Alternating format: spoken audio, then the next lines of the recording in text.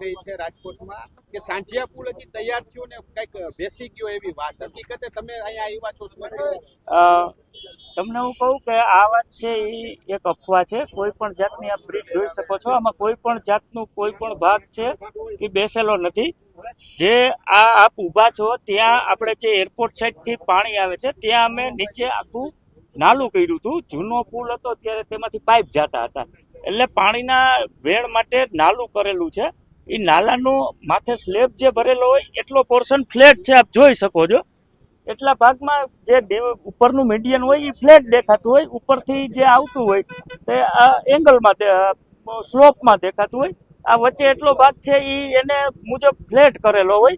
બાકી કોઈ પણ જાતનો પુલ બેસેલો નથી. આ પુલ પબ્લિક માટે સુરક્ષિત છે. અમે આ પુલ માટે જે નિયમ અનુસાર છે એ લોડ ટેસ્ટિંગ પણ કરેલું છે, બરાબર. એટલે કોઈ પણ જાતની આ પુલમાં ક્ષતિ નથી. પુલ એકદમ સેફ અને સાઉન્ડ છે, બરાબર. એ સિવાય અમે દરેક વખતે કોન્ક્રીટ સમયે અમે ટ્યુબ સેમ્પલ પણ લીધેલા છે અને તમામ આમાં જે રાજકોટ મહાનગરપાલિકાની ક્વોલિટી કંટ્રોલ શાખા છે એમણે પણ ટ્યુબ લીધેલા છે અને કોઈ પણ ટ્યુબમાં કોઈ પણ જાતનો પ્રશ્ન આવેલો નથી.